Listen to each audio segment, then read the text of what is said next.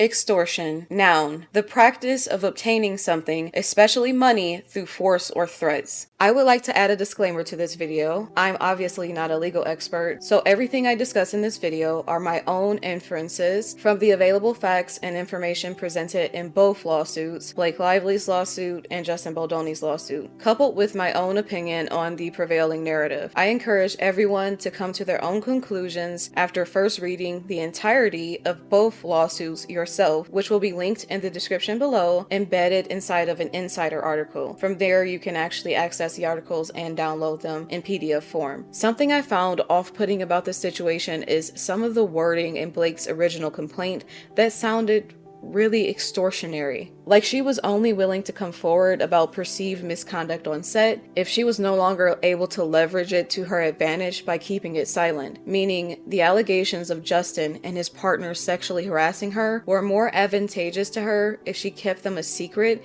and wielded them over their heads at every turn to get what she wanted on set, rather than if she had just come forward publicly with them and sued Baldoni and Sony for the duress she had experienced on that set. Basically, using threatening language, trying to police anything she could possibly perceive in her mind to be retaliation, which God only knows the scope of what that could arbitrarily cover, such as her fabricating a smear campaign orchestrated by Justin Baldoni and his PR team when her tone-deaf marketing didn't land with fans. Her extortion of Justin was a very convenient tool to fall back on when she made mistakes during the press tour and made the public fall out of love with her. How is she blaming him for that? That's how much she was leveraging these on-set complaints over his head, which makes you question her motive behind even listing some of these complaints, or kind of trumping some of these complaints up, some of which Justin said he had never even heard before, and he had never seen this list of 30 demands. She is trying to punish him endlessly for on-set creative differences,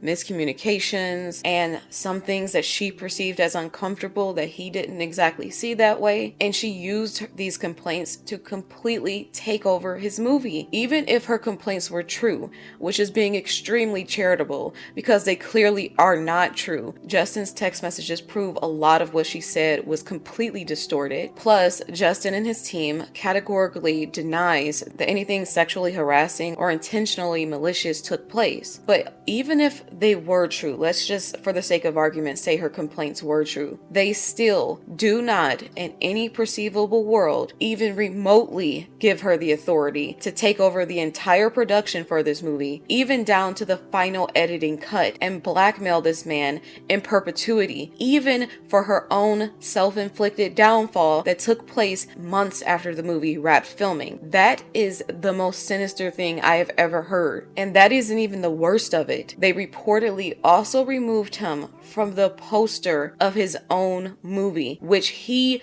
purchased the rights to in 2019, not Blake or her husband. And she did that in addition to her shutting him out of press interviews with the cast in a concerted effort to make him look problematic and to make him look hated by the cast. Then she tried to ban him from the premiere of his own movie and had to be pressured by executives to let him attend his own premiere because she kept threatening to not promote the movie, and when they were still filming, she kept threatening to not finish filming the movie unless she got her way. Since she couldn't succeed in getting him banned from his own premiere, she then reportedly excluded him and his family from walking the red carpet with the cast, or being anywhere near her, or attending the official after party. Justin and his team had to throw their own party at their own expense. This is diabolical.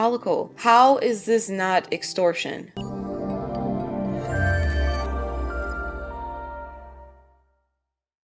Well, Justin Baldoni's attorney, Brian Friedman, tells me they're not done taking legal action following their lawsuit against the New York Times, adding that he plans to release even more text messages between the co-stars.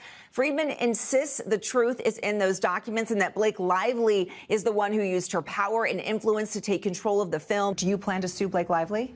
Absolutely. You will? Yes. And what will you allege in that suit? Well, we're working on it now. Was there a coordinated smear campaign to bring down Blake Lively? 100% no.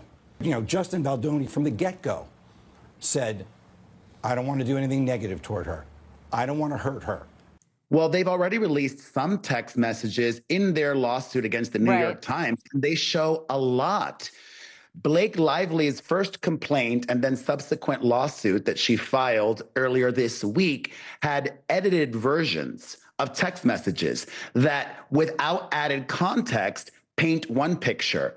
But now, when we know the full totality of what was said, for example, the crisis PR expert Melissa Nathan and his longtime publicist Jen Abel confirming, oh, I didn't plant that. That wasn't us. It changes the narrative totally.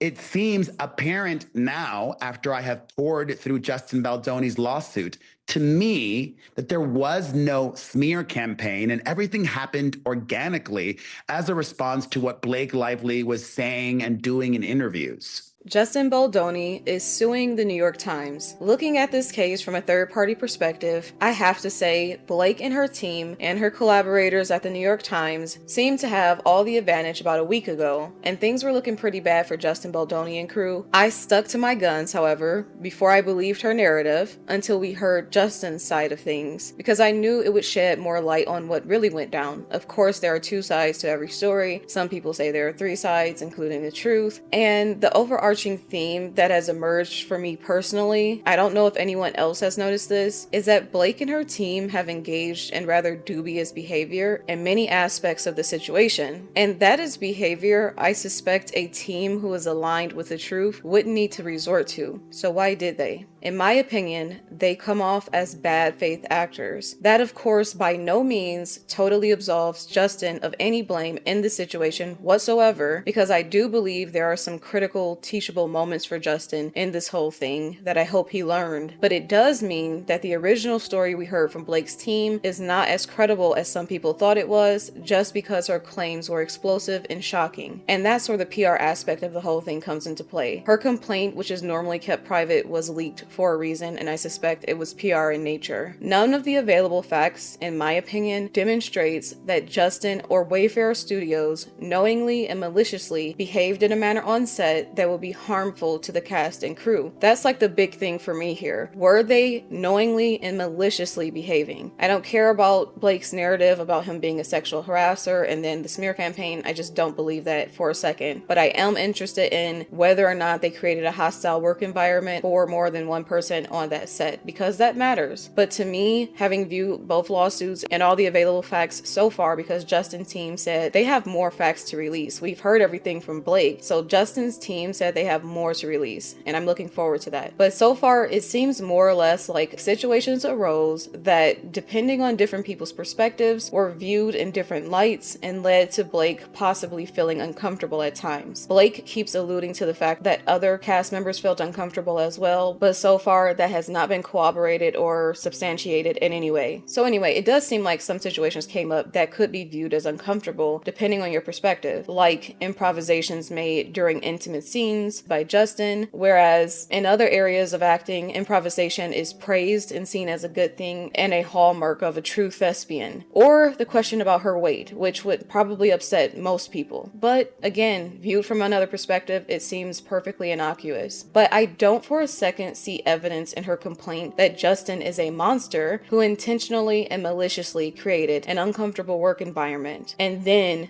retaliated against her for complaining about that environment. In fact, I see a man who is sensitive and compassionate and accommodating, who bent over backwards to make her happy and make her feel comfortable in every capacity, including ceding large portions of the creative control for this project over to her and her team so that she wouldn't ruin his reputation or the production because of her complaints about the set environment. That is extortion. Whether she intended to extort Justin or the production or not, Blake Lively is an obnoxious, difficult, and highly influential person, and that has been made more than clear over the course of this entire blow-up. I meticulously broke down why Blake's claims of her downfall being entirely a consequence of a sinister smear campaign waged by Justin's PR team is utter bullshit in my last video. Now we can move on to discuss some of the actual sexual harassment allegations she leveraged, since we now have a thorough response from Justin's team, and it is equally as explosive as Blake's complaint was, in terms of the new information revealed and how it once again flips the narrative in this vicious PR war. Let's take a look at the key players in both lawsuits so that there won't be any confusion moving forward. The obvious main two parties are Blake Lively and Justin Baldoni, the producer and director of this film respectively. Then it also involves their publicists or PR representatives. As far as I can see, for Blake, that is a woman named Leslie Sloan, who, mind you, was notably given a leg up in her business by Harvey Weinstein. But I digress. And on Justin's side, there is Melissa Nathan and Jennifer Abel, who are the ones who were both disgraced by Blake's inclusion of their text messages and their alleged smear campaign against her in her explosive complaint. Then you have Justin's friend and business partner named Jamie Heath, who is the CEO of Wayfair Studios, who was in charge of this production. Wayfair Studios is an independent production company that Justin and a man named Steve Sarowitz co-founded. Then you have Ryan Reynolds' over-involvement in this project by virtue of the fact that he is Blake Lively's husband. That's about it. He was not a producer on this movie. And you have a woman named Stephanie Jones involved in this project who was the former publicist for Justin and the boss of Jennifer and I believe Melissa, but I know she was the boss of Jennifer, whose text messages were leaked after they worked with Justin Baldoni. Stephanie Jones is a key figure in this because she betrayed Justin and her former employee or employees after they left the company by forcing them to turn over electronic devices on the way out of the door, which is how she obtained the text messages. She then handed those text messages over to Blake Lively's team in what she claims to have been complying with the subpoena. So Stephanie Jones's role in all of this is quite underhanded because no one can comprehend how she could have been subjected to a subpoena by Blake's team since no court was involved yet, and we don't know whether or not the Civil Rights Department subpoenaed her. That's something that lawyers and reporters, I believe Variety said, they were not able to confirm because the Civil Rights Department won't speak on the case. So that brings Stephanie Jones's role in all of this into question for many people. Justin's lawsuit says this about Stephanie Jones. Wayfair later terminated Jones for, among other things, having allegedly leaked information to the Daily Mail despite specific instructions from Wayfair not to. Jones is notorious for exacting her revenge on any client brave enough to escape her grasp. Jones is equally notorious for her alleged maltreatment of current and former employees alike. Wayfair and Jennifer Abel are no exception. To make matters worse and lend credibility to the idea that Stephanie Jones is not acting with the best intentions here, she went on to sue Justin days after Blake's complaint dropped and just before Christmas, mind you, insisting that he and Melissa Nathan and Jennifer Abel plotted to smear Blake behind her back. And this was apparently the reason she felt justified in handing over those text messages, which Blake's team then cherry-picked to present them in an unfavorable light for Justin and his team, which is crazy because here is Stephanie Jones herself plotting on Justin's behalf to do what she is now accusing Justin's other publicist of doing. This is from the lawsuit. Abel, a former employee of Jonesworks, so just to clear that up, it does not appear that Melissa Nathan is an employee of Jonesworks, only Jennifer Abel is. I believe Melissa Nathan is the PR crisis manager that was hired that I believe used to work with Johnny Depp. So Abel, a former employee of Jonesworks, was forced to relinquish her electronic devices when confronted by a Jonesworks security guard and attorney upon her separation from the company 6 weeks after she had put in notice and shared her plan to start her own business. Jones, on the heels of a demanding Business Insider article and hemorrhaging clients, insisted that Abel turn over her electronic devices to allow Jonesworks to delete all confidential and proprietary information therefrom. Though Jones initially agreed to release Abel's personal cell phone number, she reneged. 4 months later, Abel's text messages are now the subject of Lively's complaint and the New York Times article. Plaintiffs are informed and believe Jones invited the subject subpoena to circumvent her confidentiality obligations to Wayfair and inflict the most unethical form of revenge. That is a huge bombshell. A lot of weight was brought to bear on the alleged smear campaign that Justin supposedly waged against Blake after sexually harassing her on set, thereby retaliating against her for speaking out on his on-set abuses, but the facts do not bear this out. And now that we've heard both sides of this and saw key context in the text messages that was nefariously omitted by Blake and her team to frame Justin and his team in a particular light, things are starting to make a little more sense. This is the main reason, in addition to those I stated in my last video, Blake Lively's lawsuit does not excuse her loser behavior, is why I have drawn the conclusion that Blake and her team are outright lying to cover up her own bad behavior and her lust for power on set, or they are knowingly exaggerating innocuous moments between she and Justin to vilify him in retaliation for him inquiring about her weight and in retaliation for creative differences they encountered. That is my opinion. I believe the facts that have been made available thus far supports my theory. However, more evidence could emerge later that changes my perspective on this, particularly if any of the other cast comes forward and personally says Justin went out of their way to be malicious or creepy on set and purposefully created a hostile work environment. As of yet, none of the other cast members have said anything specific. And this particular point that I'm going to talk about next is what it all hinges on for me, and actually what exonerates Justin's character in my eyes a great deal. Is his purchasing film rights to this book in the first place. This is where I find Justin's narrative to be quite compelling, and I find his personality to be totally antithetical to how Blake in her lawsuit paints him. We discover in his lawsuit that he personally sought out the rights to the film It Ends With Us way back in 2019 after reading the book by Colleen Hoover. How did this all come to be? Well, in 2019, I read the book. I was sent the book by my book agent and friend at the time, and I was looking for films that could inspire, that were commercially viable, but also could really like reach in and touch somebody's heart and maybe ask them to see the world a bit differently. And I read the book. I couldn't even finish it. I was just crying as I was reading it. You were crying. I was in tears. I was sitting next to my wife, who's here, by the way. Hi, baby. And just like snot running down my nose. And I just was like, if I could be this touched by Lily Bloom's story, then I can only imagine what this could do for so many people. So I wrote Colleen, and she believed in me enough to give me the honor of adapting it, and it's been 5 years to get here.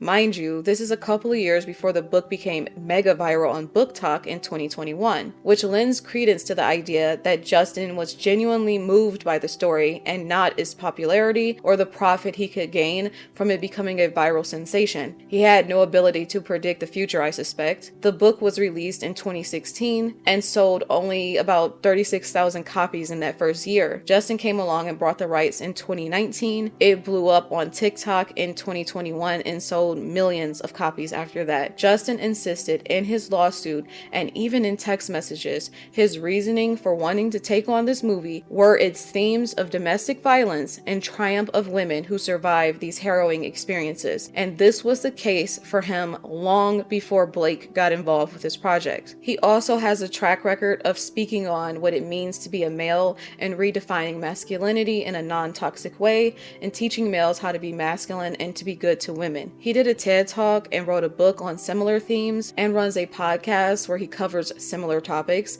called Man Enough, which Blake disparaged in her complaint. The idea that Justin Baldoni is secretly some nefarious sexual predator who hates women and seeks to destroy them is utterly belied by the available facts in this case, but also belied by his extensive track record in conscientiously doing work to be a better person and more specifically a better man. That's not to say he couldn't take lessons from this entire situation of how to run a set in a way that would make even the most sensitive person feel comfortable at all times and set certain boundaries for he and his team that they do not cross under any circumstances, even when some of the cast members want to be chummy. But I think the idea here that he is a monster is wholly discredited. Just watch any interview or video of him, even before this movie production began, and I think you'll see that. Whereas if you watch previous videos of Blake, that's a different story. While she can be bubbly and adorable at times, she has a dark side that has surfaced more than once, and which the internet trolls have capitalized on for clicks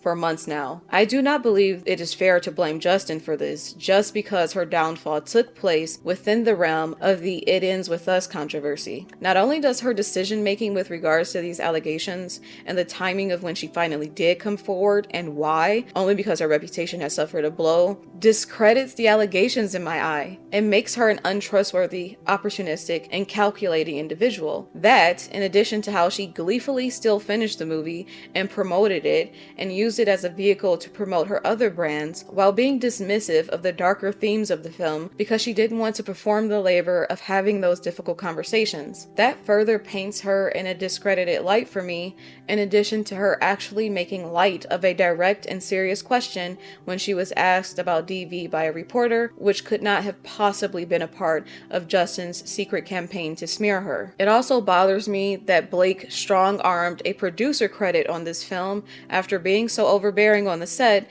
and imposing her vision on the production and the filmmaker, who worked so hard for several years to craft a story to his liking because he purchased the rights to this film. I also don't like how she took over and fired the editor and composer for the film and created her own cut of the movie. This all shows Blake was on a major power trip during this production and was bullying everyone involved into doing her bidding, including Sony, while holding false and trumped up allegations of sexual harassment over their heads. Another critical point here that debunks what everyone is saying about them signing a paper that agreed to her demands is that Justin and his team stated they did not agree to the 30 demands Blake claimed they did, and that they were never presented with a list of 30 items, and that many of the things she listed proceeding with the phrase "no more" falsely implied these things had previously taken place on set, which was not true. The lawsuit said they only received a list of 17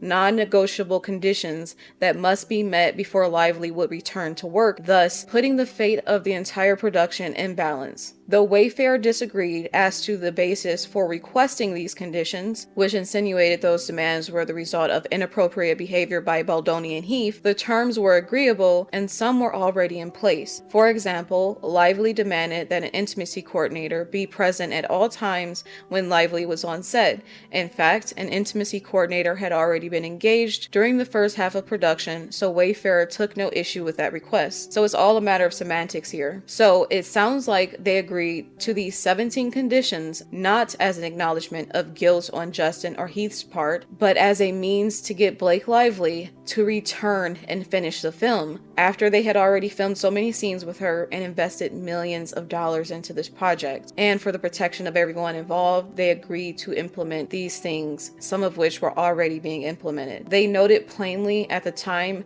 as Blake quoted in her own complaint, they had differing perspectives on the underlying facts for why these conditions were being implemented, but that either way, agreeing to this list could only benefit everyone involved. For those who keep saying Justin and his team agreed to Blake's conditions, thereby admitting bad behavior was taking place on set, that is a lie. From the very beginning, they said they didn't agree with her framing of it and had different perspectives on the incidents that led her to create this list. That matters because their language was consistent from the beginning. And what do they present to us in this 87-page lawsuit? Their differing perspective, which calls into question Blake's framing of many incidents she tried to use to vilify Justin and crew, when really they read as more innocuous when you saw the fuller context. That's not to say Blake couldn't have been genuinely made uncomfortable by some of these things, but in Justin and his team's defense, there are mitigating circumstances that led to certain behaviors they engaged in, including Blake inviting it first with text message proof, or Justin and Heath having a different understanding of the workplace culture in which they thought it was okay to share intimate things about their personal lives, like the birthing video, or like Justin speaking about his former porn addiction, which he has spoken of in interviews and which is a part of his personal growth story and is in line with his brand, where he teaches men non-toxic masculinity, like in his books, TED Talk, and podcast called Man Enough. Or this more chummy workplace culture may have once been in place before hostilities arose when they clashed over creative differences, including an atmosphere where Justin felt comfortable speaking about his spirituality and his perceived ability to speak to the dead. So Blake is framing all of these things in the worst possible light, likely weaponizing their workplace culture after clashes arose over creative differences, and more specifically after she was insulted by Justin inquiring about her weight and was insulted by Justin coming to her trailer and relaying criticism of her wardrobe choices from Sony directly, which she also framed in a nefarious way. Sexual harassment in the workplace is often defined as unwanted behavior that continues after it is made clear to the perpetrator that the behavior is unwanted or offensive, because in some cases, people are simply not aware that their behavior or comments could be bothersome to you. There has to be some sort of defining metric to narrow down the scope of what could possibly be considered sexual harassment, because it is such a large umbrella term that encapsulates many behaviors that are at times not direct or even sexual in nature. For instance, if you overhear me at work telling my friend how I fuck someone who also works in our office, even the fact that you overheard that conversation could be considered sexual harassment towards you as a third party. So the line has to be drawn somewhere, especially when it's behavior that on its face does not seem universally offensive, like Justin speaking on his spirituality or using the word sexy when describing the wardrobe for a character, which is a term Blake used herself in text messages to Justin when describing her wardrobe. So what undermines what Blake is doing here is that she admitted herself in her complaint that the Wayfair team and Justin agreed to her demands to finish filming, even though they disagreed with her characterization of the underlying facts. They conceded and agreed to finish the film for the benefit of all because of the years and millions of dollars they had already invested into the project and the people whose employment now relied on that project.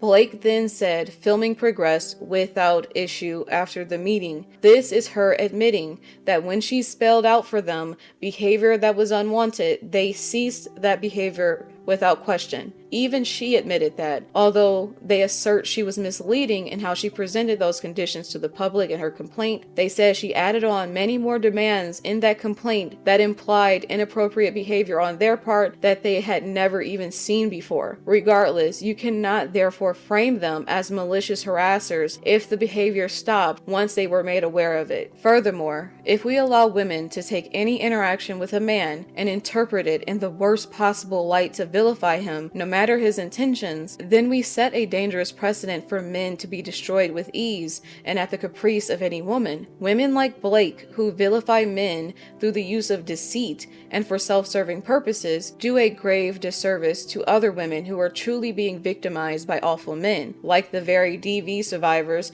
she was so dismissive of in the marketing of this film, and Dylan Farrell, whose abuser, Woody Allen, she said was empowering to women because she wanted to work with him and ignore his allegations. Things that have since been revealed by the facts of this case reflect not so above board behavior by Blake and her team on any level. So the point here is that just because Justin and Wayfair agreed to sign a list of conditions called protections for return to production does not mean they admitted guilt or agreed that sexually harassing behaviors took place on that set. Implementing safety conditions does not prove that sexually harassing incidents took place, and that's where the discrepancy lies in Blake's understanding of that document and Justin and his team's understanding, who said from the onset that they had differing perspectives from her on the incidents that she would like to consider harassment. So that would have to be played out in court. You can't just say that just because they signed this document,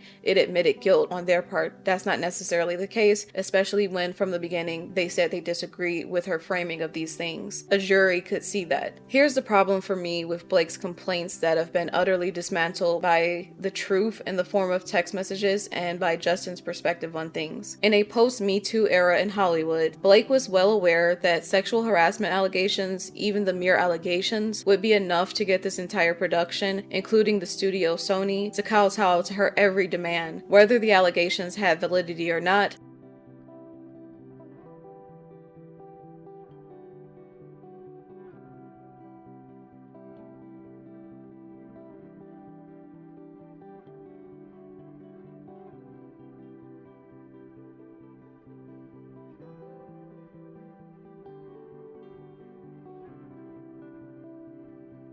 Since we know that even the inkling of an allegation this salacious is enough to ruin careers and ruin a movie's release. That is demonstrated by the very fact that Justin was dropped by WME, a talent agency that also reps Blake and Ryan Reynolds after Blake's lawsuit, even before Justin had a chance to respond and before anything played out in court. He also lost a podcast host and an award was retracted, all of which further helped to defame and vilify him. And since Blake's claims of sexual harassment were not particularly strong when additional context and text messages were provided for each incident, I personally believe her allegations were never meant to see the light of day by her team. I believe they were only meant to make Justin and Wayfarer fall in line and cede power to her on that set and gift her a SAG producer credit for all of her hard work that she imposed on the film, by the way. Blake's beauty, charisma, and celebrity, including her majorly influential marriage to Ryan Reynolds, encourages people to fall in line with whatever she says. You can see it in the cast and crew, and even the author of the book doting on her and falling under her spell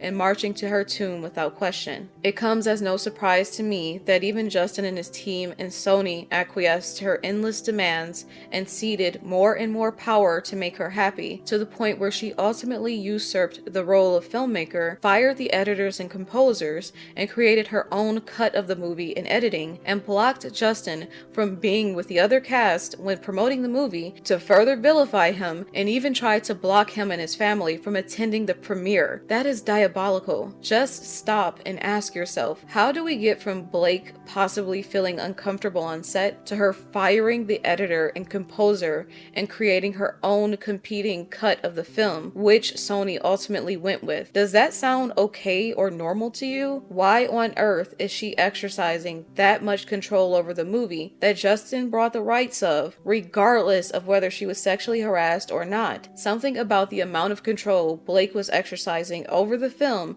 and the marketing doesn't sound right. And to me, it's clear she only orchestrated the release of her sexual harassment complaint with PR in mind, because she released it in conjunction with the New York Times article to make a big splash, which is why the New York Times are also being sued by Justin. They played a heavy role in his defamation. It's also significant she chose the New York Times of all publications because their credibility has been shot to hell over the past few years as far as their commitment to journalistic integrity is concerned, and so it would have been easy to push a duplicitous story through their shady platform, while relying on its legacy and prestige and name to pretend to be an outlet who is concerned with the objective truth. It's beyond clear they are highly politically partisan and that they are no longer concerned with the truth as much as they are with narrative pushing, probably for a high price too, but that's just my opinion. This seems to be the case with all of legacy media these days, who are now just a travesty of what they once were, and which is why non-legacy media is more trusted in taking over,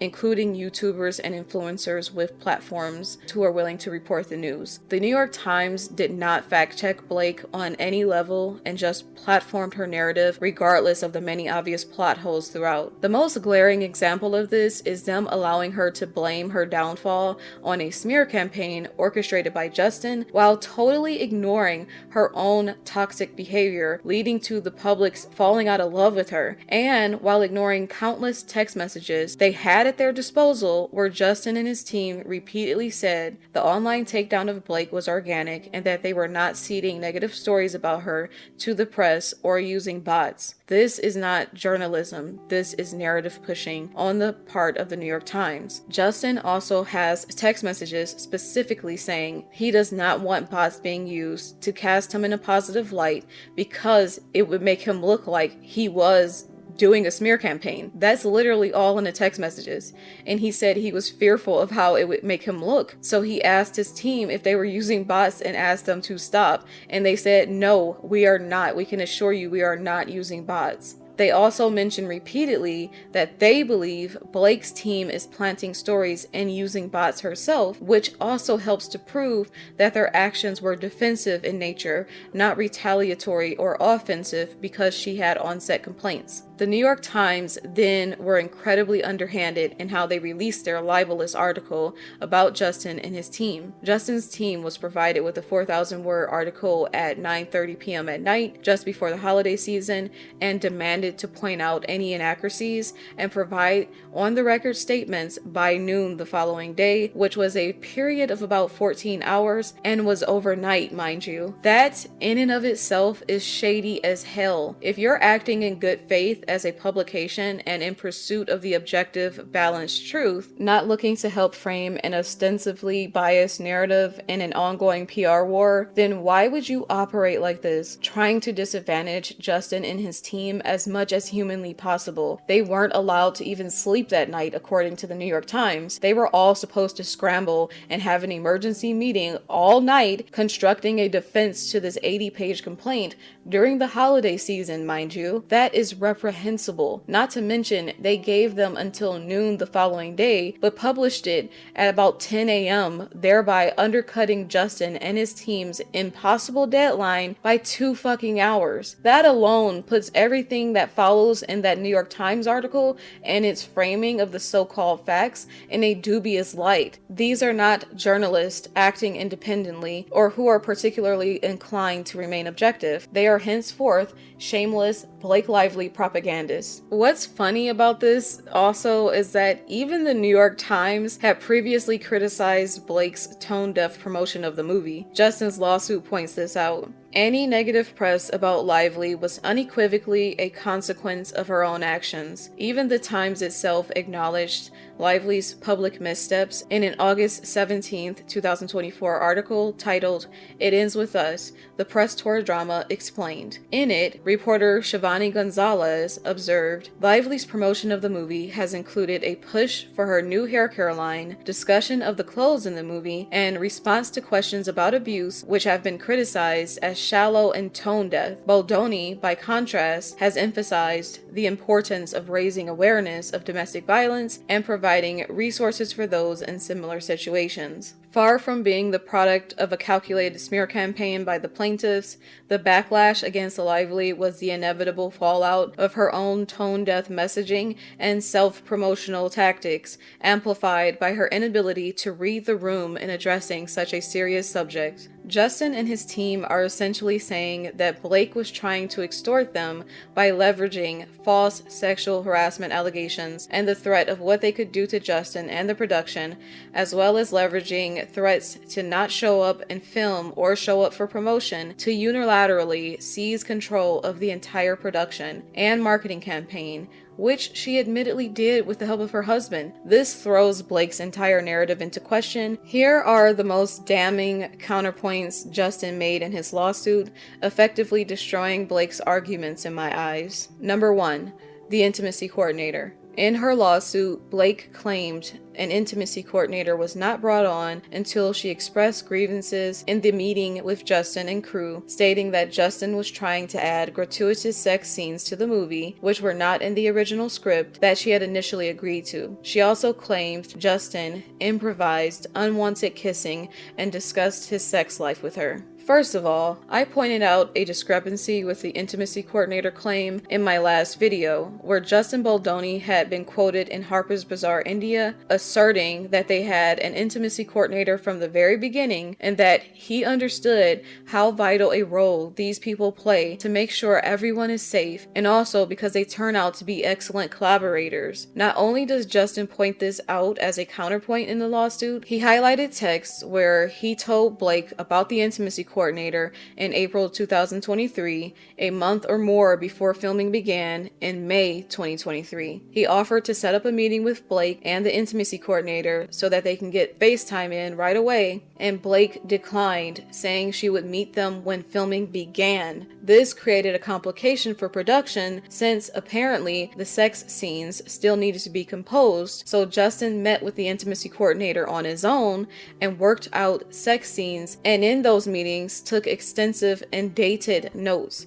which he then had to relay to Blake himself in a meeting to plot out the sex scenes, which she apparently insisted should take place with Justin at her home. This debunks the idea of Justin adding sex scenes on his own, since they were suggestions by the intimacy coordinator, who I'm sure he can get to corroborate this fact. Had Blake met with the intimacy coordinator before shooting like Justin wanted, she would have known this. It also makes sense of the idea of her feeling it wasn't wasn't okay for him to improvise kisses, although improvisation is otherwise seen as a good thing in acting, to sell the scene in a more natural light. Regardless, this behavior, she said, stopped after the meeting. So can Justin be seen as monstrous for it? Especially when acting out scenes calls for him to literally kiss her in as believable a way as possible to begin with? That is the nature of acting. She signed up to do intimate scenes, knowing full well what they would entail. So it is utterly debunked that they did not bring on an intimacy coordinator until she complained. Number 2. Blake saying Justin made her uncomfortable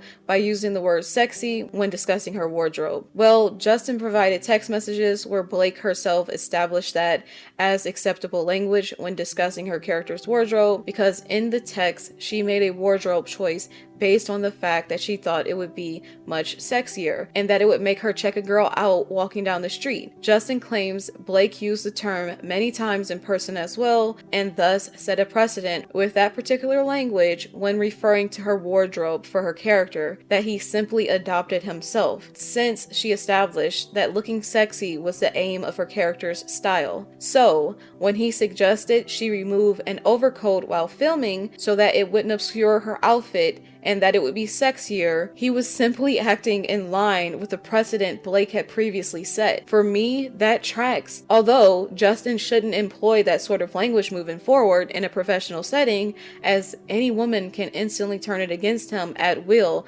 even if she used that language with him herself. Number 3, Blake claimed Justin had secretly inquired about her weight to her trainer. Well, Justin Baldoni was apparently preparing for a scene in which he had to lift Blake in the air.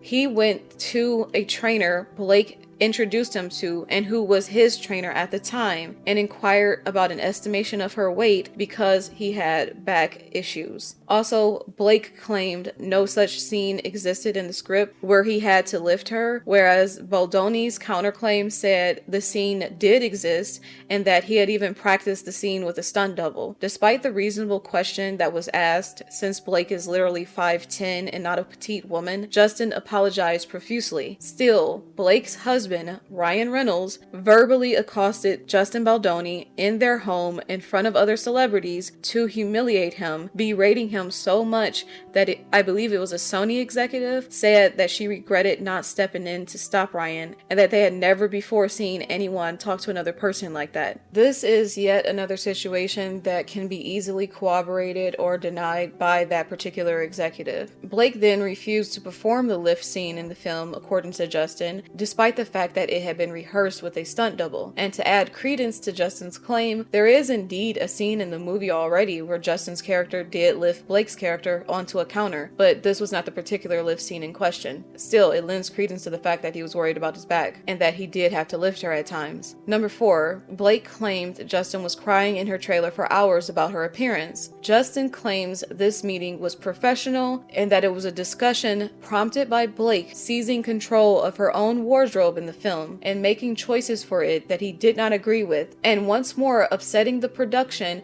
and adding thousands of dollars to the budget with her unreasonable demands. When set photos were released to the public that paparazzis, I believe, took, Blake was mocked for her unappealing, frumpy wardrobe, and this started negative press for the movie directly as a result of Blake's commandeering and demanding actions. This brought criticism of the decision about her wardrobe down from the studio, Sony, and these are the criticisms Justin was relaying to her in her trailer in that meeting. He then claims she complimented him as a director in what now seems to him to have been a manipulation tactic of her flattering him to get him to go along with her demands on the wardrobe, and he teared up over her compliment. This is yet again more proof of how sensitive Justin actually is, not the monster she is trying to paint him out to be. Justin's track record continues to show he is a highly sensitive, apologetic, highly accommodating person who is very conscious about trying to be a non-toxic male and has compassion for women who have experienced DV, which is why he took on the project in 2019, long before Blake was involved. Just like how he took on a movie depicting the plight of cystic fibrosis, I believed, for similar similar reasons and grew close to the community of people who are suffering with that disease to portray it realistically and do it justice in the movie. In another movie of his, I believe called 5 Feet Apart. Number 5. Blake claimed the CEO of Wayfair Studios showed her pornography, which sounded horrifying in her claim, and I'm sure it distressed a lot of people and made them sympathize with her. But this turned out to be a lie as well. During a birthing scene they were filming, Jamie Heath, the CEO of Wayfair, showed Blake a video of his wife's home birth, which he said his wife was okay with him sharing, to help Blake simulate a birthing scene. While I agree he should have asked Blake if she was okay with seeing the video before he presented it to her, it is downright diabolical to take a video of a home birth that is not even remotely sexual in nature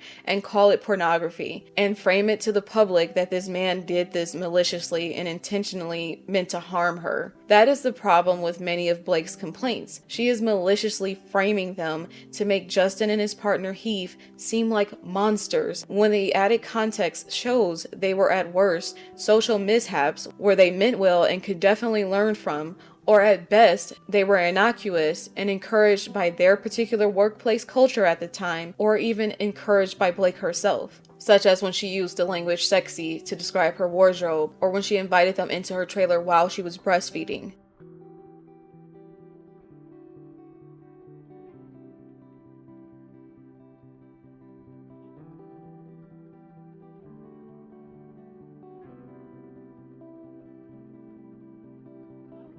Number 6. Blake claimed Jamie Heath burst in on her while she was undressed and made eye contact with her. Here's how Justin's lawsuit explains the full context of that interaction. In the CRD complaint published in part by the New York Times, Lively suggests that Heath walked into her trailer unannounced while she was in a state of undressed and topless, which is false. Heath was invited into her trailer along with a female producer, Baldoni, and a Sony representative for a meeting requested by Lively. Mr. Heath arrived first to see if Lively was ready for the meeting, and after knocking and being invited in, saw that Lively was breastfeeding. She was not topless. She was having makeup removed from her collarbone while fully covered. Heath asked if they should return at a later time. Lively said no, they could move forward with the meeting as initially planned and would meet them after she finished removing makeup. Roughly 2 weeks later, Lively announced that she thought she had seen Heath make eye contact with her. Heath immediately apologized and said he hadn't even realized he had looked her way, in response to which Lively remarked, "I know you weren't trying to cop a look."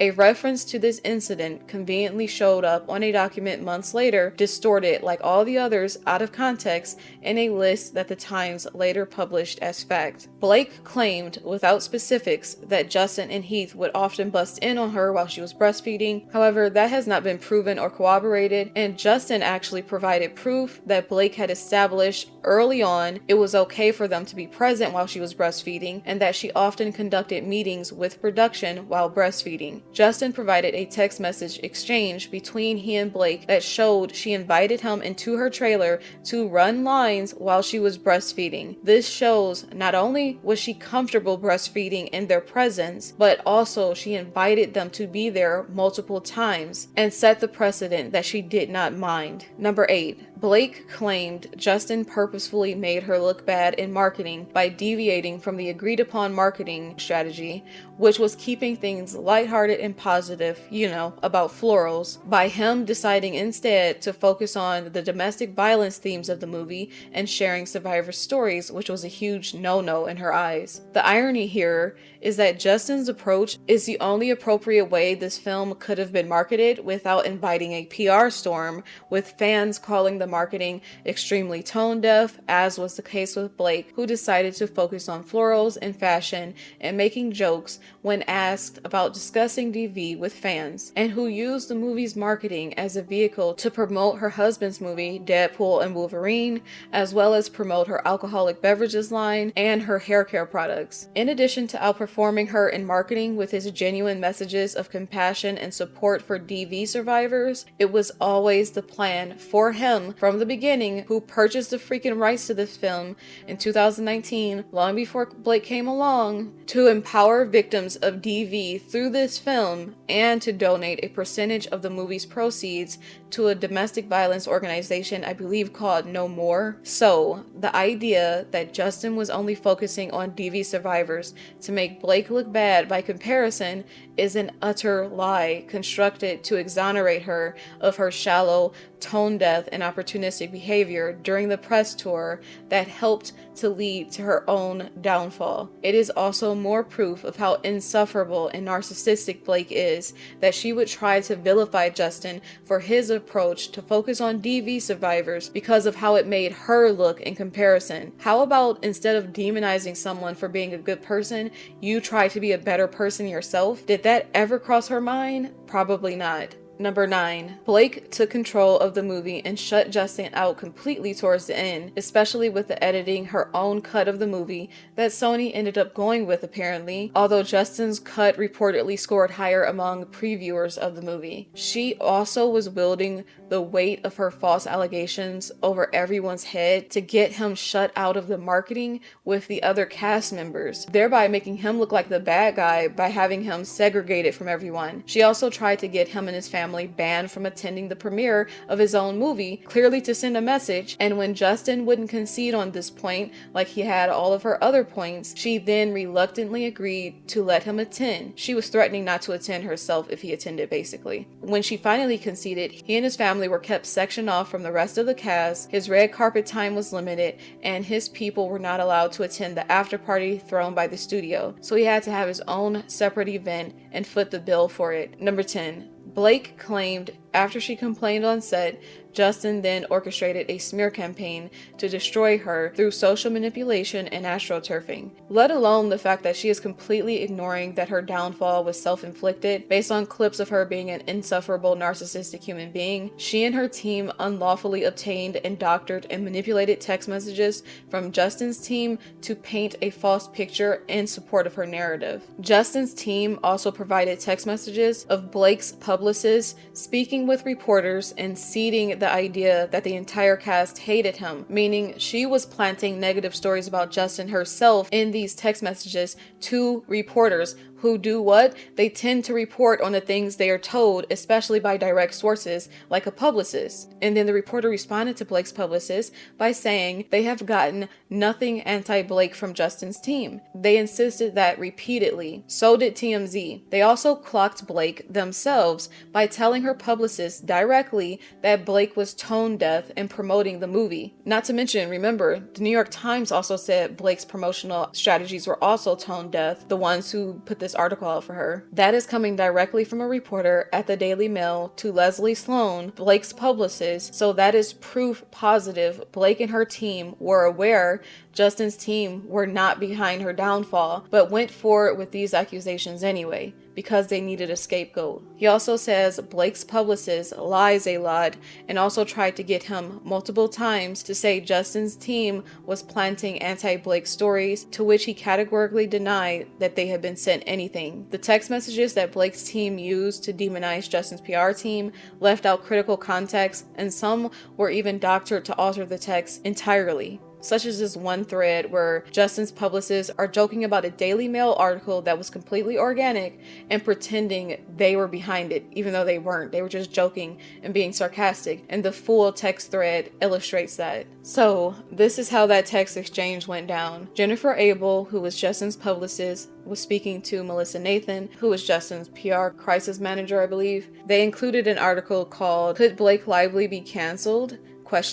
And Jennifer Abel said, "Wow, you really outdid yourself with this piece," with an upside down smiley face. Then Melissa replied, "That's why you hired me, right? I'm the best." So what was excluded from that text exchange by Blake's team and the New York Times was the upside down sarcastic smiley face when Jennifer Abel said, "You really outdid yourself with this piece." And also what was excluded before that exchange took place was Jennifer Abel saying the Mail is going nuts, which is the Daily Mail, and then Melissa Nathan replying, "Damn, this is unfair because it's also not me. Everything now looks like it's me, maybe not to you." And then Jennifer Abel replies, "No, it actually does look like his side," meaning the article about Blake being canceled does look like his side. Blake's team purposefully excluded the fuller context to show that they were not responsible for this article.